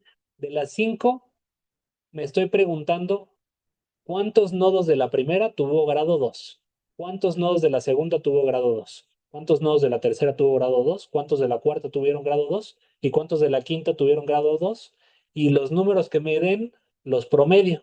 Y el promedio dio 0.2, un quinto. Pues muy probablemente de una de las redes, 0 nodos tuvieron grado 2, de otra 0 nodos tuvieron grado 2, de otra 0 nodos tuvieron grado 2, luego en una, un nodo tuvo grado 1, 2, perdón, un nodo tuvo grado 2, y de la restante, ningún nodo tuvo grado 2. Y entonces al promediar 0 con 0 con 0 con 1 con 0, nos da 1/5.2, ¿no? Entonces, a eso me refiero con que estamos obteniendo el promedio de la distribución de grado, ¿sí? Sobre todas las corridas. Esto yo lo puedo hacer para muchas corridas, por ejemplo 100, para que se vea un poco más suave. Y ya sabemos que el promedio está en n-1 por p. Bueno, al menos intuitivamente con esta expresión, aunque ustedes la tendrán que ver con un poco más de calma. Y eso nos permitiría jugar con la gráfica, ¿no? El promedio se encuentra en, habíamos dicho, n por n-1/2. No, por P. No, perdón, estoy confundiendo todo. El grado promedio es n-1 por P, que dice aquí que es 9.9. Pareciera que el centro está en 9.9. Ahora, si yo aumento a P hasta punto 5, cambió la distribución de grado promedio y ahora se ubica a la mitad, ¿no? ¿Y cuál es el valor esperado del grado promedio? 49.5. Pues sí, está alrededor de 0.5. Si yo le doy probabilidad de enlace cero, es una delta, ¿no? En cero. Pues sí, porque si la probabilidad de enlace es cero, no se enlazan ninguno de los nodos, todos los nodos tienen grado cero y el promedio de todos los nodos sobre todas las corridas pues es cero, ¿no? Y así pueden jugar con P. Si yo le doy probabilidad de enlace uno, se va a tardar un poco más, pero pues vuelve a ser una delta, pero ahora ubicada ¿en dónde? En 99. ¿Por qué en 99? Porque es el grado promedio. Tenemos 100 nodos. Esos 100 nodos los conecto en parejas con probabilidad uno. Entonces van a quedar todos conectados con todos. Cada nodo va a tener grado cuánto. Si cada nodo se puede conectar con los n-1 nodos restantes, cada nodo va a tener grado n-1. Y eso nos tendría que dar una pista de por qué el grado promedio, el valor esperado del grado promedio es el máximo posible multiplicado por la probabilidad de enlace. Si es uno, pues son todos. Si es 0.5, pues son la mitad, ¿no? 0.5, el valor esperado está alrededor de la mitad del máximo posible, o sea, 49.5. Y si es 0.1, el valor esperado del grado promedio está en la fracción del máximo, que es la décima parte del máximo, que eran 99, que es 9.9. ¿Sí? Entonces eso tendría que explicarnos todo esto. Pero les digo, eso lo tienen que ver ustedes con un poco más de calma y estudiando el notebook con más calma. Voy a considerar como visto esta introducción al modelo, porque esta semana ya tienen que revisar la parte teórica. en donde se desarrolla la distribución de probabilidad, se analiza su promedio, su grado promedio, todas esas cosas. Entonces, eh, procuren sí hacer esta actividad completa hoy, mañana, en estos días, y luego ver la parte teórica que les voy a mandar en la lista de coteo. ¿De acuerdo? Pues muchas gracias, Luis, Salma, Diego, Andrés e Illich, por haberse conectado. Espero que todo haya sido muy claro. Yo puedo estar aquí todavía unos minutos si alguien tiene alguna duda. Y si no, pues les mando la lista de cotejo y se ponen a estudiar en estos días, ¿va? Espero que hayan podido seguir. Si no, pues ven el video. No, gracias a ustedes. Gracias, Andrés. Gracias, Sabemos. Y el resto, ¿va? Pues no sé por qué. Ya dejé de grabar, ¿verdad? No, sigo grabando. Sí, ya. Todo YouTube.